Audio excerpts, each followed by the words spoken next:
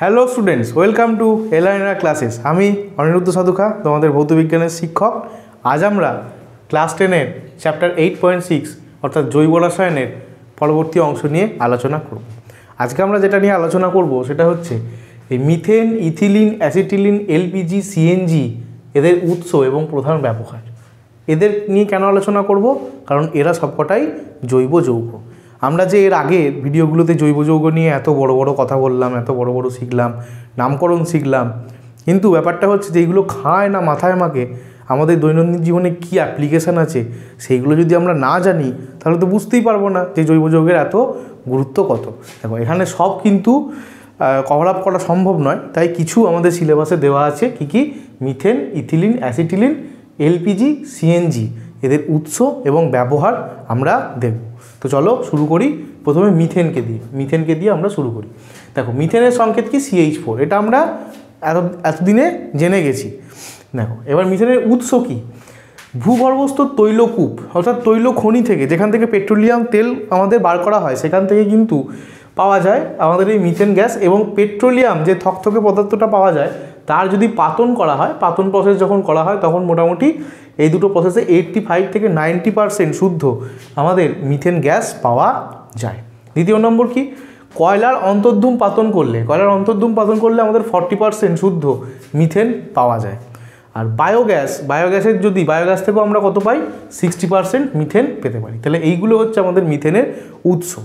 এবার মিথেন কিন্তু আরও অনেক জায়গা থেকে তৈরি হয়, সেরকম একটা আমাদের খুব ইম্পর্টেন্ট জিনিস এটা আমাদের জানতে হবে। কি?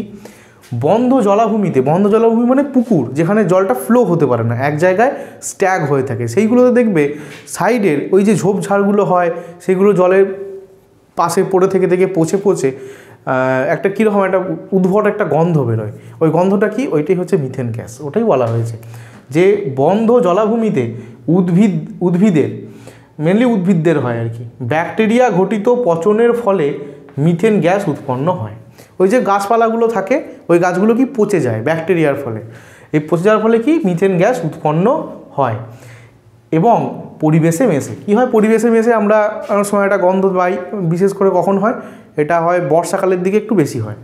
এইভাবে উৎপন্ন মিথেনকে মার্স গ্যাস বলা হয়। এইভাবে যে উৎপন্ন মিথেন হয় জলাভূমির পাশে ব্যাকটেরিয়া ঘটিত মার্সি ল্যান্ডে, সেই জন্যে এইটাকে বলা হয় মার্স গ্যাস। এখান থেকে কোশ্চেন কী আসবে যে মার্স গ্যাসের প্রধান উপাদান কি? কি হবে? মিথেন।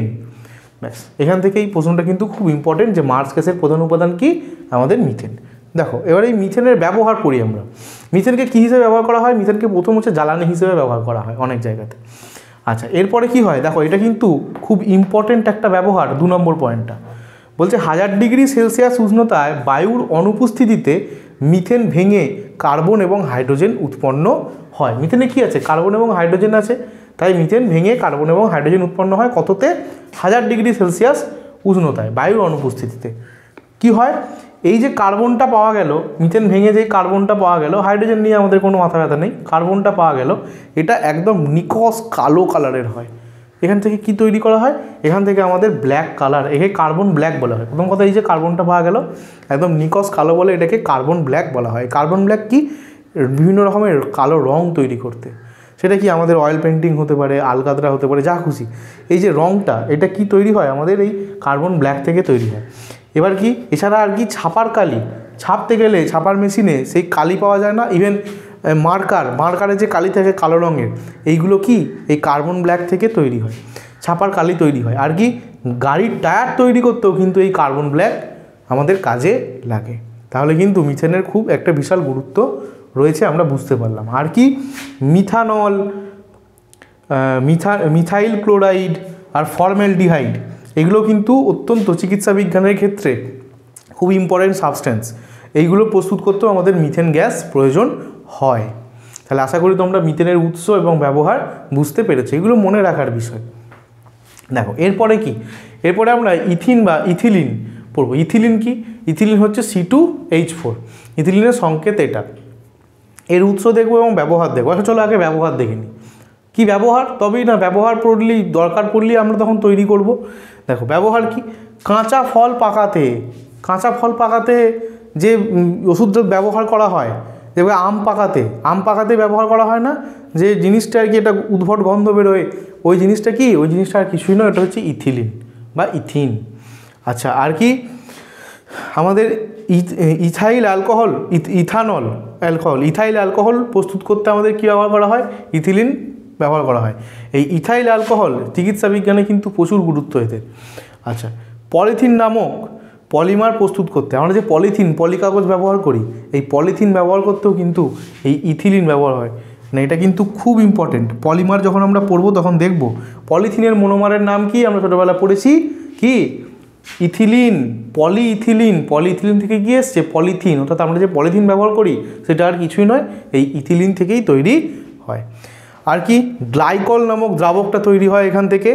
আর যুদ্ধক্ষেত্রে ব্যবহৃত মাস্টার্ড গ্যাস, ওই যে গ্যাস দেওয়া হয় না যুদ্ধক্ষেত্রে যাতে চোখ ফোক জ্বলে, এই যুদ্ধক্ষেত্রে ব্যবহৃত মাস্টার্ড গ্যাস প্রস্তুত করতেও কিন্তু আমাদের ইথিলিন দরকার পড়ে। তাহলে ইথিলিনকে আমাদের কী করতে হবে? তৈরি করতে হবে। দেখো এবার ইথিলিন উৎস কীভাবে আমরা তৈরি করি সেভাবে দেখবো। দেখো কোল গ্যাসে 4% ইথিলিন থাকে, আর প্রাকৃতিক গ্যাসে, ন্যাচারাল গ্যাসে 15% ইথিলিন থাকে। এখান থেকে আমরা এইটুকু করে পেতে পারি। আর পরীক্ষাগারে আমরা কীভাবে তৈরি করব? 350 ডিগ্রি সেলসিয়াস তাপমাত্রায় ইথাইল অ্যালকোহল বাষ্পকে উত্তপ্ত করে অ্যালুমিনা Al2O3 ওপর দিয়ে চালনা করলে ইথিলিন উৎপন্ন হয়। দেখো এটা হচ্ছে রিয়াকশান কি, ইথাইল অ্যালকোহল CH3C2OH, এটাকে যদি অ্যালুমিনা দিয়ে 300 ডিগ্রি সেলসিয়াসে এর ওপর দিয়ে অ্যালুমিনার উপর দিয়ে যদি চালনা করা হয়, তাহলে আমরা কি পাবো? আমরা ইথিলিন কিন্তু পেয়ে যাবো। দেখো এটা হচ্ছে ইথিলিন, এটা হচ্ছে আমাদের ইথিলিন। এই গেল আমাদের, এটাই হচ্ছে ইথিলিনের শিল্প প্রস্তুতি পদ্ধতি। কারখানায়, ফ্যাক্টরিতে এই পদ্ধতির মাধ্যমে কিন্তু ইথিলিনকে প্রস্তুত করা হয়। তাহলে আমরা ইথিলিনের কি দেখলাম? ইথিলিনের উৎস দেখলাম এবং ব্যবহার দেখলাম। এবার পরের ইয়েতে চলে আসি আমরা, ইথাইন বা অ্যাসিটিলিনের সংকেত কি? C2H2। এর কি ব্যবহার? আগে ব্যবহার দেখি, তারপরে আমরা প্রস্তুতি দেখব। দেখো ব্যবহার কি, এখানে লেখা আছে ব্যবহার হচ্ছে অক্সি অ্যাসিটিলিন শিখা। কোথায় দেখতে পাওয়া যায় অক্সি অ্যাসিটিলিন শিখা? তোমরা আর্ক ওয়েল্ডিং দেখেছো? ওয়েল্ডিং মানে ঝাল দেওয়া। আর্ক ওয়েল্ডিং যদি তোমরা দেখে থাকো, দেখবে দুখানা সিলিন্ডার রাখা থাকে, একটা অক্সিজেন গ্যাসের সিলিন্ডার আর একটা অ্যাসিটিলিন গ্যাসের সিলিন্ডার। অর্থাৎ ওই যে ঝাল দেওয়ার জন্যে অক্সিজেন গ্যাস এবং অ্যাসিটিলিন গ্যাস এই দুটোই কিন্তু লাগে। এর ফলে যে ফ্লেমটা তৈরি হয়, আগুনটা তৈরি হয় ঝাল দেওয়ার সময়, ওটাকে বলা হয় অক্সি অ্যাসিটিলিন শিখা। অ্যাসিটিলিন না এলে কিন্তু আমরা এত সহজভাবে আর্ক ওয়েল্ডিং করতে পারতাম না। তাহলে অক্সি অ্যাসিটিলিন শিখার জন্যে কী লাগে আমাদের? ইথিলিন বা অ্যাসিটিলিন লাগলো আমাদের অক্সি অ্যাসিটিলিন শিখার জন্য। আচ্ছা, এছাড়া কি কার্বাইড বাল্বে আমাদের অ্যাসিটিলিন কিন্তু লাগে।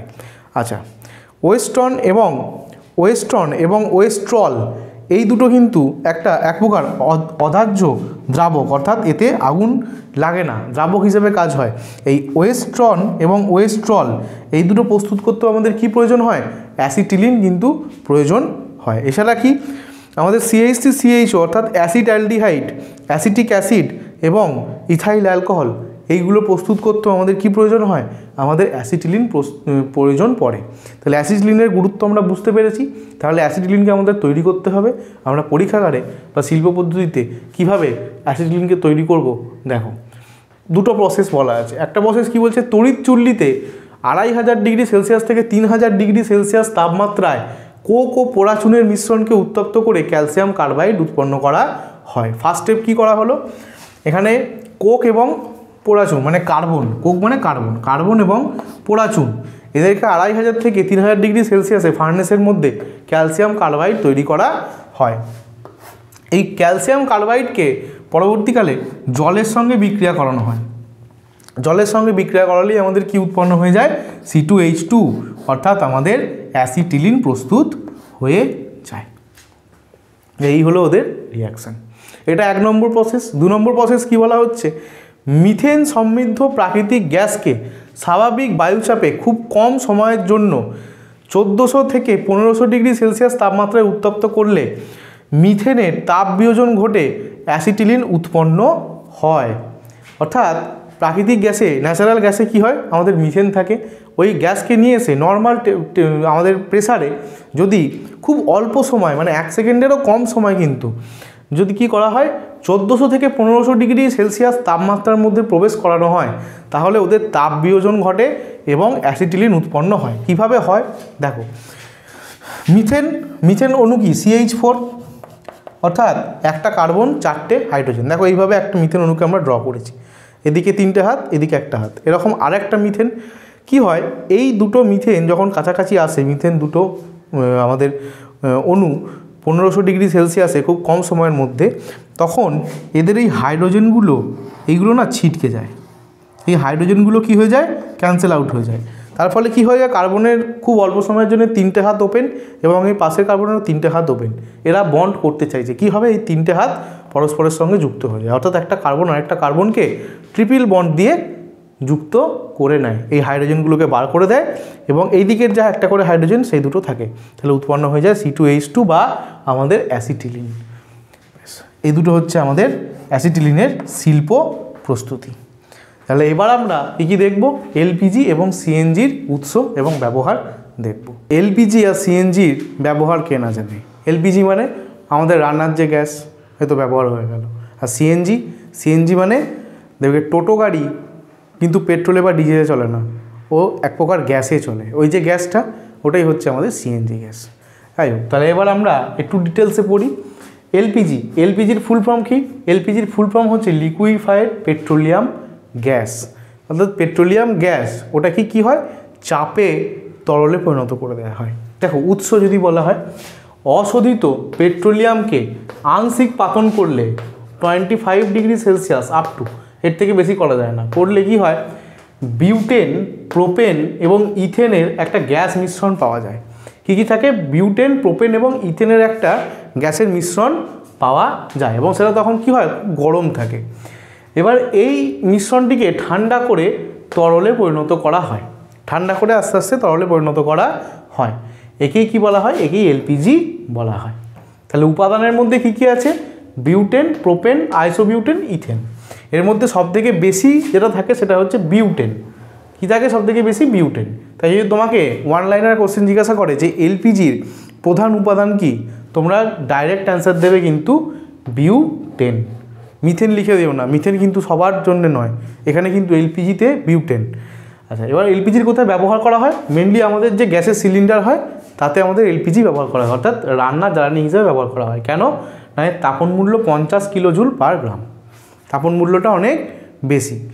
আচ্ছা, আর কি, বিভিন্ন শিল্পক্ষেত্রে মোটর গাড়ির জ্বালানি হিসেবে ব্যবহার করা হয়। মোটরের জ্বালানি যে কোনো জায়গাতে, মোটরের জ্বালানি হিসেবে অনেক জায়গাতে শিল্প কারখানার মধ্যে এগুলো কিন্তু ব্যবহার করা হয়। আর এলপিজির একটা অন্যান্য ব্যবহার জ্বালানি বাদে স্ফুটনাঙ্ক অনেক কম। দেখবে গ্যাস কি, গ্যাসের খুব লো টেম্পারেচার থাকে, ওই গ্যাসগুলোর কি হয়, খুব লো টেম্পারেচার হয়, সেই জন্যে কী করা হয়, অনেক ক্ষেত্রে হিমায়ক রূপে ব্যবহার করা হয়, রেফ্রিজারেটর হিসাবে ব্যবহার করা হয়। তাই এই গেল আমাদের এলপিজির উৎস, উপাদান। এখান থেকে ইম্পর্টেন্ট যেটা, সেটা উপাদানটাই কিন্তু আমাদের পরীক্ষায় জিজ্ঞাসা করে। প্রধান উপাদানের নাম কী হবে, বিউটেন, এবং ব্যবহার আমরা বুঝলাম। এবার চলে আসি সিএনজি কি, কম্প্রেসড ন্যাচারাল গ্যাস, অর্থাৎ সিএনজির ফুল ফর্ম কম্প্রেসড মানে কি, চাপ দিয়ে, প্রেসার দিয়ে আয়তন কমিয়ে দেওয়া হয়েছে, ন্যাচারাল গ্যাস। দেখো উৎস কি, প্রাকৃতিক গ্যাসের খনি থেকে, প্রাকৃতিক গ্যাসের যে খনি সেখান থেকে পেট্রোলিয়ামের খনি থেকে সংগৃহীত প্রাকৃতিক গ্যাস মিশ্রিত, এখানে CO2 এবং H2S দূর করে প্রাপ্ত প্রাকৃতিক গ্যাসকে প্রায় 200 বার চাপে সংনমিত করলে তা তরলে পরিণত হয়, একে সিএনজি বলা হয়। বলছে প্রাকৃতিক যে গ্যাসটা পাওয়া যায় আমাদের, ওখান থেকে কি করে, এই যে বিষাক্ত গ্যাস H2S এটাকে কি করে, এটাকে তাড়িয়ে দেয়, এটাকে বার করে দেয়। আর CO2 পুরোটা পারে না, খানিক পরিমাণ থেকে যায় CO2, এদেরকে বার করে দিয়ে যে গ্যাসটা পাওয়া যায় তাকে আমাদের 200 বার মানে এইবার ভেবো না, বার হচ্ছে একক, চাপের একক, 200 বার প্রেসার দেওয়া হয়। প্রেসারে গ্যাস কি হয়, প্রেসারে গ্যাস আমাদের তরলে পরিণত হয়ে যায়, আমরা গ্যাসের আচরণে পড়েছিলাম। তখন কী হয়, তরলে পরিণত হয়, একেই কী বলা হয়, কম্প্রেসড ন্যাচারাল গ্যাস বা সিএনজি বলা হয়। তাহলে এদের উপাদান কি, মেন উপাদান হচ্ছে মিথেন। মেন উপাদান কি, এটাতে আবার মিথেন। আচ্ছা, আর কি, ইথেন থাকে সামান্য পরিমাণে, খুব সামান্য পরিমাণে কার্বন ডাইঅক্সাইড এবং কিছু পরিমাণে নাইট্রোজেন থাকে। দেখো কার্বন ডাইঅক্সাইডকে দূর করা হয় কিন্তু পুরোপুরি পারা যায় না, পুরোপুরি দূর করা কিন্তু সম্ভব হয় না, খুব একদম ফ্র্যাকশন ভ্যালু 0.something% কিন্তু থেকে যায়। কিন্তু মেন উপাদান কি? মিথেন। তাহলে এই দুটোর মধ্যে পার্থক্য কি? আমাদের এলপিজির মেন উপাদান কে ছিল? বিউটেন। আর আমাদের এখানে যখন সিএনজি এলাম তার মেন উপাদান কী হয়ে গেল? মিথেন হয়ে গেল। দেখো ব্যবহার কি? প্রধানত জ্বালানি হিসেবে ব্যবহার করা হয়, এরও তাপন মূল্য আমাদের 50 কিলোজুল পার গ্রাম। আর সিএনজির যেটা বেশি ব্যবহার বর্তমানে কি করা হয়, এই ডিজেল ইঞ্জিন পেট্রোল ইঞ্জিনের বদলে অনেক গাড়ি আছে, ইভেন বড় বড় গাড়ি, বাস, সিএনজির বাস বেরিয়েছে, এবং অটো গাড়ি যেটা 3 চাকার যে গাড়ি, অটো গাড়ি কিন্তু এই সিএনজিতেই চলে। তাহলে বর্তমানে সিএনজি যানবাহনের ডিজেল ও পেট্রোলের বিকল্প হিসেবে ব্যবহৃত হচ্ছে। কারণ কি?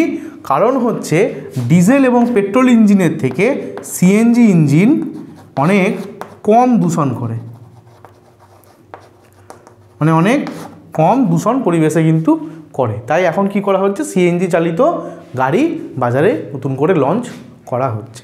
তো এই গেল আমাদের এলপিজি এবং সিএনজির সব উৎস, উপাদান এবং ব্যবহার। এবার আমরা পলিমার সম্পর্কে জানব।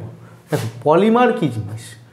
পলিমার মানে হচ্ছে ক্ষুদ্র ক্ষুদ্র অণু দ্বারা গঠিত শৃঙ্খলাকার একটা বৃহৎ অণু, তাকে বলা হয় পলিমার। আমরা কি দেখেছি? আমরা ফুলের মালা দেখেছি।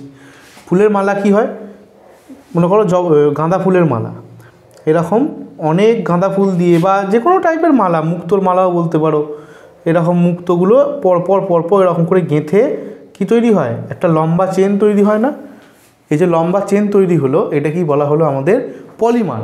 আর এই যে ক্ষুদ্র ক্ষুদ্র জিনিসগুলো দিয়ে তৈরি হলো, এগুলো হলো এক একটা কি অণু, এগুলোকে বলা হয় এক একটা মনোমার। এক একটা কি ছোট ছোট এই যেগুলো মুক্তগুলোকে বলা হলো মনোমার। বা গাঁদা ফুলের মালা হলে এক একটা গাঁদা ফুলকে কি বলা হবে? মনোমার। আর টোটাল যে মালাটা তৈরি হলো ওটাকে বলা হবে পলিমার। ওটাকে বলা হবে কি? পলিমার। ঠিক এইরকমই কিছু কিছু আমাদের জৈব যৌগ আছে যারা এরকম অণু যুক্ত হয়ে শৃঙ্খলাকারে একটা বৃহৎ বড় অণু তৈরি করে দেয়। এই বৃহৎ বড় অণুগুলোকেই বলা হয় আমাদের পলিমার, আর ছোট ছোট অণুগুলোকে বলা হয় আমাদের মনোমার। এবার আমাদের কি করতে হবে? আমাদের 3টে পলিমারের নাম জানতে হবে, পলিমারের মনোমারের নাম জানতে হবে, পলিমারের সংকেত, তারা কীরকম ধর্ম এবং তাদের ব্যবহার এই সম্পর্কে জানতে হবে। দেখো প্রথমেই কে আসছে? প্রথমেই আসছে পলিইথিলিন বা পলিথিন, আমাদের বহু প্রচলিত একটা বিশাল ব্যবহার পলিথিনের। পলিমার, এই পলিথিনের মনোমার কি হয়? মনোমারের নাম হয় ইথিলিন। এটা কিন্তু আমাদের জানতে হবে। আচ্ছা, ইথিলিনের সংকেত কি? CH2 ডবল বন্ড CH2, এটা আমরা আগেও দেখেছি। এবার দেখো আমাদের এই পলিথিনের সংকেত কি হয়। দেখো এখানে কি হয়? এই বন্ডটা ভেঙে যায়। এই বন্ড ভেঙে যাওয়ার ফলে এই CH2 এর একটা হাত থাকে, এই কার্বনের এই একটা হাত বেরিয়ে থাকে, এবং এগুলো এরকম অণু পরপর যুক্ত হতে থাকে। এই যে হাতগুলো বা বেরিয়ে আছে এরকম যুক্ত হতে যায়। কতগুলো? N সংখ্যক। N মানে কি? যা খুশি সংখ্যা, তোমার যে কোনো একটা অখণ্ড সংখ্যা, তুমি যতগুলো খুশি তুমি বসাও, কোনো লিমিটেশন নেই, N সংখ্যক। এটা হচ্ছে আমাদের পলিথিনের সংকেত। এর ধর্ম কীরকম, মানে কীরকম টাইপের হয়? এর নমনীয় হয়। পলিথিন কি? নরম হয়, কি মোমের মতো নরম হয়, তাপ দিলে আবার গলে যায়। কঠিন হয়, কঠিন কিন্তু নরম, কঠিন বলা চলে কিন্তু নরম কঠিন। আর কি? তড়িতের অন্তরক, কারেন্ট পরিবহন করে না পলিথিন। আচ্ছা, ব্যবহার কি? গৃহস্থলীর বিভিন্ন জিনিসপত্র, আমাদের অনেক প্লাস্টিকের জিনিসপত্র ব্যবহার হয় চারিদিকে। আচ্ছা, প্যাকিংয়ের দ্রব্য হিসেবে, প্যাকিং করতে গেলে প্লাস্টিকের জিনিস প্রয়োজন হয়, থলি। অন্তরক হিসেবে আমাদের যে ওই তারের ওপরে যে ইয়েটা থাকে ওটাও প্লাস্টিক ওয়ান টাইপের অন্তরক পদার্থ হিসেবে। সুইচ, ওগুলোও প্লাস্টিকের এখন, এগুলো অন্তরক পদার্থ হিসেবে কিন্তু ব্যবহার করা হয়। আচ্ছা, এরপরে সেকেন্ড যেটাও কিন্তু খুব ইম্পর্টেন্ট, পিভিসি, পলিভিনাইল ক্লোরাইড। প্রথম কথা হচ্ছে পিভিসির ফুল ফর্ম কি আমাকে করতে হবে? Polyvinyl chloride. তাহলে দেখো নামে কি আছে? পলিভিনাইল ক্লোরাইড, পলিকে বাদ দিয়ে দাও, ভিনাইল ক্লোরাইড পড়ে রইল। ভিনাইল ক্লোরাইড হলো আমাদের পিভিসির মনোমারের নাম। দেখো এই হলো সংকেত, এইভাবে একভাবে হয়, একটা করে ক্লোরিনটা এরকম নিচে আসছে এবং এইভাবে N সংখ্যক এইভাবে যুক্ত হতে যাচ্ছে। কি ধর্ম? না জল, তেল, পেট্রোল প্রভৃতির প্রতি ক্রিয়াহীন, মানে জল লাগলেও কিছু হবে না, তেল লাগলেও কিছু হবে না, পেট্রোল লাগলেও কিন্তু পিভিসির কিচ্ছু যায় আসে না। সেই কারণে কিসের জন্য ব্যবহার করা হয়? পিভিসি পাইপে ব্যবহার করা হয়। প্রথম বিশাল বড় কাজ এটাই, যা কি পাইপ প্রস্তুত করতে কিন্তু কাজে লাগে। আর কি অন্তরক পদার্থ হিসাবে এরা কি, এরা কারেন্ট পরিবহন করে না। আর কোথায় লাগে বলো তো, বর্ষাতি আমরা যে রেনকোট পরি, রেনকোট পিভিসি দিয়ে তৈরি হয়। গামবুট যেগুলো সেই বড় বড় একদম হাঁটু পর্যন্ত বুট থাকে, সেগুলো যেখানে মনে করো নোংরা নোংরি জায়গায় কাজ করতে হবে, ড্রেনে নেমে কাজ করতে হবে বা জঙ্গলে যেতে হবে, তখন এই বুটগুলো পরা হয়, গামবুট। চপ্পল, আমাদের অনেক চপ্পলও থাকে যেগুলো একদম সেই প্লাস্টিক টাইপের হয়, ওগুলো কিন্তু পিভিসি দিয়ে প্রস্তুত করা হয়। আচ্ছা, এর পরেরটা তো আরও ইম্পর্টেন্ট, দেখো পলিটেট্রাফ্লুরোইথিলিন, এই পলিমারের মনোমারের নাম কি? পলি বাদ দিয়ে দাও, টেট্রাফ্লুরোইথিলিন। ইম্পর্টেন্ট কোথায়, তোমাকে পলিটেট্রাফ্লুরোইথিলিন দেবে না, হয় PTFE অর্থাৎ ইংলিশ টার্ম পলি পি টেট্রা টি ফ্লুরো এফ ইথিলিনে ই, PTFE দেবে, বা এর একটা বাজার চলতি নাম আছে সেটাকে বলা হয় টেফলন, এবং এই টেফলন নামটাই সবথেকে বেশি এখান মধ্যে বেশি প্রচলিত। তোমাকে দেবে টেফলনের, এটা দেবে না। পলিটেট্রাফ্লুরোইথিলিন বলে দিলে তুমি পলি কেটে দিয়ে টেট্রাফ্লুরোইথিলিন লিখে দিতে পারবে, কিন্তু টেফলন লিখে দিলে তুমি কিন্তু ভাবতে হবে, পরীক্ষায় টেফলনই দেবে। তাই টেফলনের মনোমারের নাম কি হবে? টেট্রাফ্লুরোইথিলিন, এটা যেন মাথায় থাকে। আচ্ছা, এর কি ধর্ম? তড়িতের অন্তরক এবং রাসায়নিকভাবে নিষ্ক্রিয়, রাসায়নিকভাবে কোনো কারোর সঙ্গে রিয়াকশান করতে যায় না, এবং তড়িতের তো অন্তরক, কারেন্ট তো পরিবহন করে না। এর একটা বিখ্যাত অ্যাপ্লিকেশান আছে, বিশাল ব্যবহার আছে। আমাদের যে ননস্টিক ফ্রাইং প্যান হয় রান্না করার, এই ননস্টিক ফ্রাইং প্যানের উপরে যে কালো রঙের কোটটা দেওয়া থাকে, এটা কিন্তু এই পলিমারের টেফলনের কোটেশান দেওয়া থাকে, বোঝা গেল? আর রাসায়নিক শিল্পে এর ব্যবহার আছে। তো এই ছকটা কিন্তু আমাদের খুব ভালো করে মনে রাখতে হবে, এখান থেকে তোমরা একটা শর্ট কোশ্চেন পাবে গ্যারেন্টি। আচ্ছা, এরপর দেখো পলিমার ক ধরনের হয়? পলিমার দু ধরনের হয়, একটা হচ্ছে জৈব ভঙ্গুর পলিমার, আর একটা হচ্ছে জৈব অভঙ্গুর পলিমার। এর মানে কি? মানে কিছু কিছু পলিমার আছে যাদেরকে খোলা অবস্থায় পরিবেশে রেখে দিলে তারা আস্তে আস্তে আস্তে আস্তে মাটির সঙ্গে মিশে যেতে পারে, তাদেরকে কি বলা হয়? জৈব ভঙ্গুর বা বায়োডিগ্রেডেবল পলিমার। আর নন বায়োডিগ্রেডেবল বা জৈব অভঙ্গুর, যেমন পলিথিন, তুমি রেখে দাও, ওটা ওই রকমই থেকে যাবে, নষ্ট হবে না। যে পলিমারগুলো কি হবে, পরিবেশে থাকলেও জল বাতাসের সংস্পর্শে এসেও নষ্ট হবে না, তাদেরকে কি বলা হবে? নন বায়োডিগ্রেডেবল পলিমার বা জৈব অভঙ্গুর পলিমার। তাহলে এদের দুজনকার মধ্যে কে পরিবেশের দূষণ করবে? জৈব অভঙ্গুর, নন বায়োডিগ্রেডেবল যেগুলো, সেগুলো দূষণ করবে। সেই জন্যই তো আমাদের ভারতবর্ষে কি বলা হয়? প্লাস্টিক ব্যান করা হয়েছে, তার বদলে জৈব ভঙ্গুর প্যাকেট ইউজ করা হচ্ছে, যাতে এই প্যাকেটগুলো নষ্ট হয়ে গিয়ে প্রকৃতির সঙ্গে মিশে যেতে পারে। ঠিক বোঝা গেল? এবার দেখো, জৈব ভঙ্গুর অর্থাৎ বায়োডিগ্রেডেবল পলিমার দু রকম হয়, একটা হচ্ছে প্রাকৃতিক কিছু পলিমার আছে, আর একটা হচ্ছে কৃত্রিম কিছু পলিমার আছে। প্রাকৃতিক পলিমারগুলো কি? সেলুলোজ, প্রোটিন, স্টার্চ, কার্বোহাইড্রেট, সব এগুলো আমাদের শরীরে যেগুলো আছে, প্রোটিন, ফ্যাট, স্টার্চ, সেলুলোজ, এগুলো সব হচ্ছে প্রাকৃতিক পলিমার। যদি মনে করো একটা কিছু মাংস তুমি যদি রেখে দাও অনেক দিন ধরে বাইরে, কি হবে? আস্তে আস্তে পচতে শুরু করবে না? তুমি যদি ফেলে দাও কি হবে? মাটিতে মিশে যাবে না? তাহলে কি ওগুলো, ওই পলিমারগুলো কি? প্রাকৃতিক বায়োডিগ্রেডেবল পলিমার। আচ্ছা, কৃত্রিম কিছু বায়োডিগ্রেডেবল পলিমার তৈরি করা হয়েছে, তাদের কয়েকটা নাম আমাদের জানতে হবে। কি কি? পলিগ্লাইকোলিক অ্যাসিড বা PGA, পলিগ্লাইকোলিক অ্যাসিড বা PGA, এগুলো হচ্ছে কৃত্রিম বায়োডিগ্রেডেবল পলিমার, এগুলোকে ফ্যাক্টরিতে তৈরি করা হয়েছে, কারখানায়। আচ্ছা, পলিহাইড্রোবিউটারেট PHB, আর নাইলন 2, নাইলন 6, আরও আছে। এই তিনটে নাম তোমরা, কয়েকটা উদাহরণ, তিনটে নাম তোমরা মুখস্থ রাখবে। আচ্ছা, বায়োডি পলিমার কী জিনিস, যেটাকে এটিকে ভালোভাবে বলতে হয়, তাহলে আমরা কি বলবো?